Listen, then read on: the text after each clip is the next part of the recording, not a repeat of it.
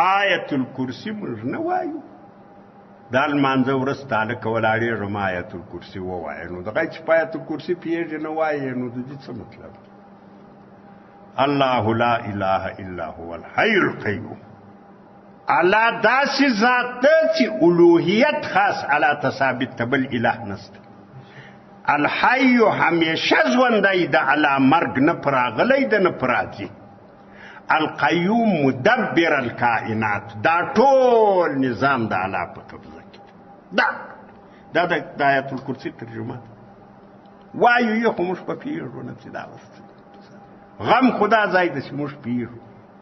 آشه چې الله الحي القیوم ده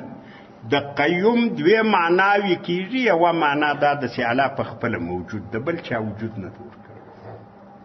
دویمه معنا د قیوم دا ده چې الله مدبر الکائنات ده دا ټول نظام د الله په قبضه کې ده که یو مچ له یوه ځایه الویږي بل ځای ته ځي دا کار الله کوي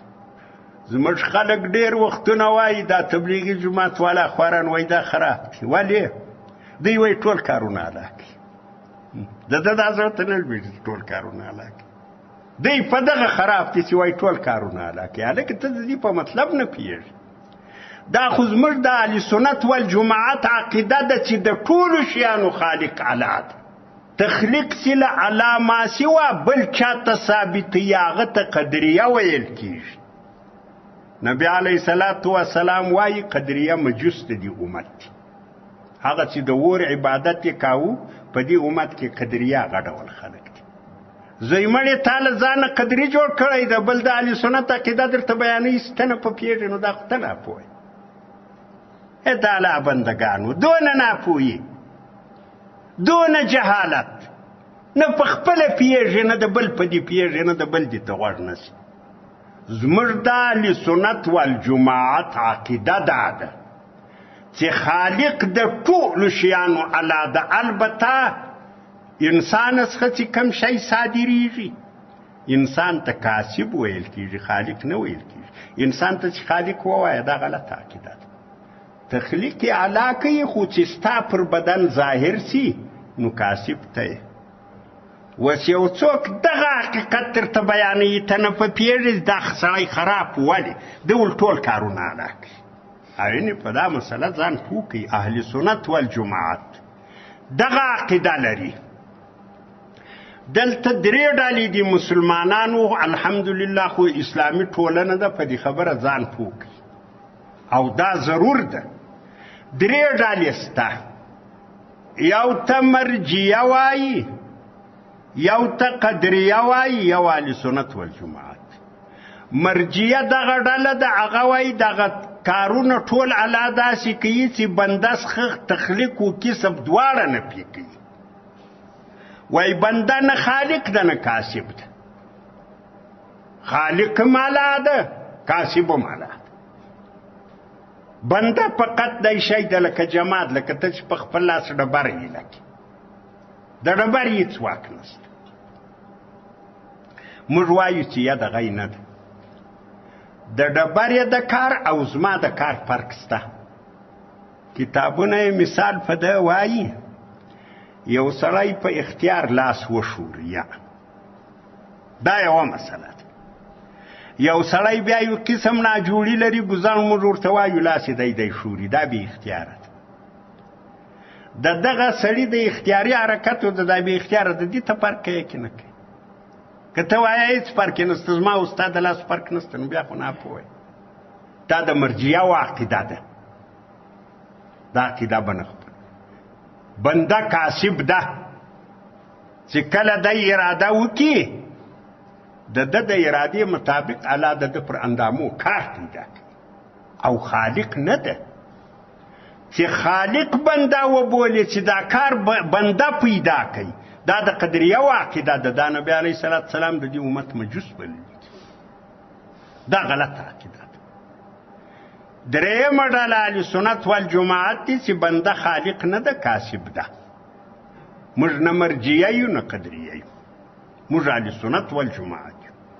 زوی مړې د اهل سنت والجماعت عقیده خلک څوک درته بیانوي ستا دعوه ده په ګریز ووتله ماجر ته د الله وبېرېږه ځان پوه نو دغه تذکره چې ده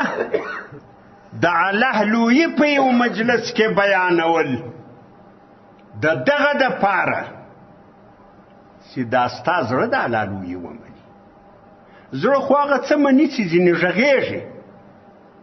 نو ته تمامه ورځ ګډ یې چې پټاټې په دونه دي، سبزي په دونه دي، پلانی ګران سو، پلانی ارزانه سو، باډر بند سو، باډر ایله سو، ها اوس و دا اوس و. نو خو دغه خبرې دي په ذهن کې دي،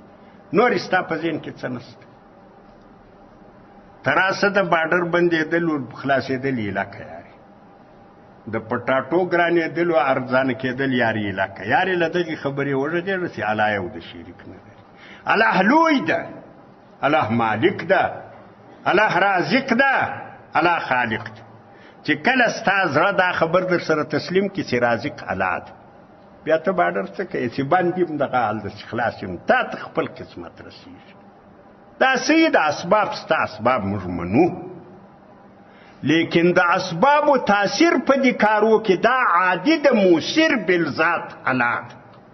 امام رازی رحمت الله علیه چې تفسیر کبیر یې لیکلی ده په 14 ټوکه کې یو غټ تفسیر د ډېر مشهور ده. هغه په دې تفسیر کې سخت ډېر ځایه دا خبر راوړې ده چې څلورم اصل د ایمان دا ده چې موثر بالذات په کائناتو کې الله ده.